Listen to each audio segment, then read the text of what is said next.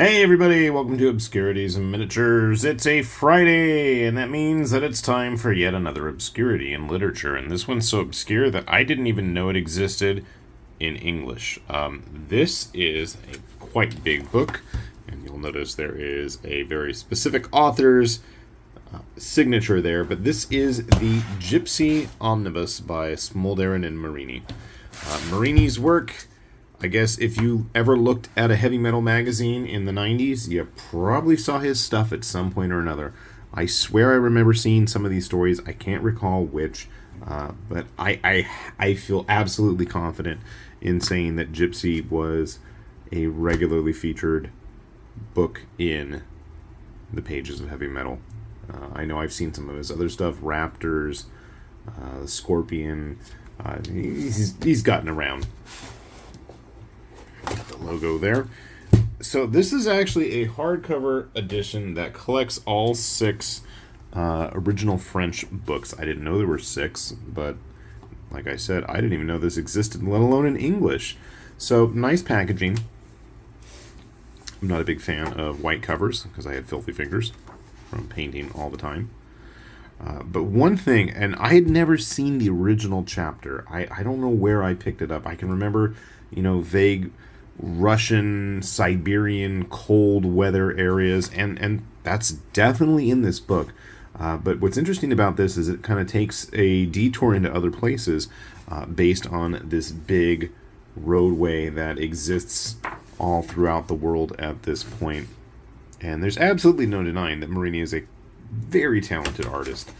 What I was surprised by was just how much of this book ends up being related to each other. I mean, obviously you're going to have a very connected story, but with most of the French style graphic novels, you have an overarching story that tends to, kind of have bits and pieces that connect throughout the series. Everything seems more episodic to me, but this absolutely, even if for its episodicness, continues the story forward, which is kind of surprising. I didn't think they would. I'd be like, oh, okay, without getting into too much detail here. But you can see here the C3C, the Circumpolar Tricontinental Expressway, is this giant road because of ozone depletion. We get into speculative science fiction here, no less, which is always a fun topic, that connects most of the world together, at least all the major networks. They're carrying goods and transporting stuff because planes are really no longer viable. Now, this is what blew me away the first time I saw this. I cannot believe, and I mean, I'm pretty familiar with Marini's work. I've seen a lot of it. He tends to, I guess these days, draw a lot more, I don't know if it's just the Italianness in him, a lot more Manara-esque in very sensual, very lush work. And that's not to deny anything here, but oh my god, this is the most Otomo Katsuhiro looking manga outside of the actual like Domu and Akira books that I have ever seen.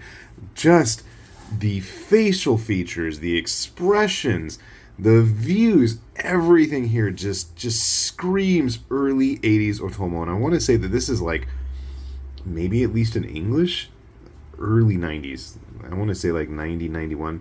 I keep feeling like MBM actually might have published some of this stuff too. Maybe that's where I saw it. Maybe it was in Heavy Metal originally, and then MBM published it. But this first second, I mean, even looks like the one general dude in Akira. Even the views, the angles that he's kind of shooting each of these panels in, just really gives it a manga feel. And let's be honest, I mean, by this point, late 80s, early 90s, a lot of that style, a lot of that work is starting to make waves into at least the U.S. comic scene. I can remember picking up like my first volume of Appleseed, probably, that has to be like, what, 89, 90, 91? I definitely remember those Arthur Adams covers, though. That was what sold me. That had to have been like 91, 92, I think. But anyway, I mean, just look at these facial expressions. If it's not Otomo, it's like, what's his name? Urasawa, the guy that did like 20th Century Boys. Definitely has to be an influence here. And I am all for it. So anyway, we have the main guy. I always forget his name. Oblivia is the sister. I know that. It's like Sagoy or something like that. And they are some Romani, if I remember the correct term for them. But he goes, he gets called the Gypsy throughout the story.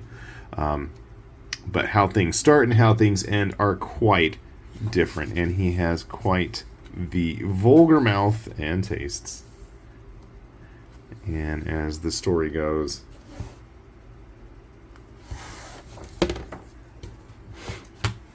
interesting things are to be had. Exciting adventures await. And it's just nice to see something outside of the usual exotic locations. I dig, this is like pre-Snowpiercer. You've got what ends up being a bigger story from the first book that actually travels into the second book. And there is a lot of content in here. But let's just say it was absolutely a product that would have been dedicated to a magazine like Heavy Metal. Very male gaze friendly at times, and a bit old-fashioned and chauvinistic, I'll be honest. I mean, I'm a guy, I don't mind checking these kinds of books out, but it definitely, looking at it through a more modern vein, it's kind of surprising. Not to say that it's an engaging story.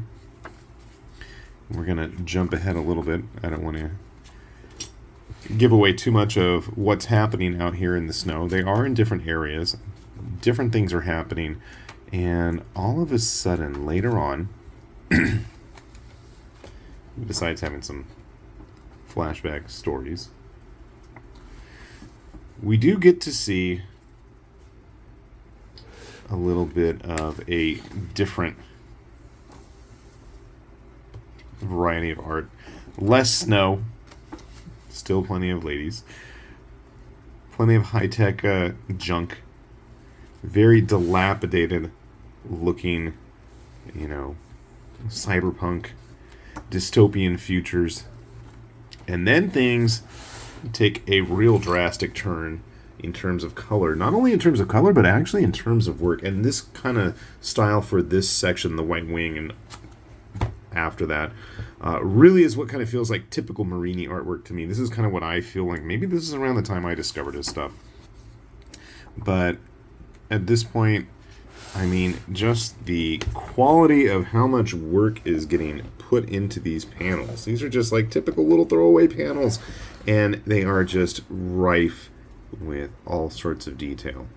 And the characters themselves, you can see they're starting to get a lot more leggy, a lot more skin-tight, revealing clothing. Not to say that it wasn't always there, but it was a bit of a different look on some of the characters. And the locations become quite interesting to see. The characters themselves, again, quite exotically dressed. And by the end of the book, we have made our way down into South America. And again, really, really nice looking panels. And I want to say this is probably early 2000s, I believe. And again, while some of the ladies tend to be a bit more exaggerated, there's still a lot of interesting stuff to be had here. So if you like those high-octane, high-adventure type stories, a very pulpy, successor to the Indiana Jones types. He's a little bit rough around the edges, but he has a heart of gold type character. There's some fun to definitely be had here with Gypsy. So that sounds interesting. Definitely there are copies out there. I'll see if I can find some on Amazon, and I just realized there's like a whole little snowy pattern going on there that's barely visible. Interesting. So yeah, big book, fun read if you like these types of stories. I mean, some of you may be a bit more cerebral, but there are definitely some politics involved here, and which is funny because it does end up involving a lot of Russian stuff, and just in our current climate of how things are going, it just seems a little interesting to be reading about that. But you know what? It's a product of its time. What can I say? So, with that said, this has been High Lord Tamberlane with Obscurities and Miniatures, saying thanks for watching, and we'll see you back here soon. Bye-bye.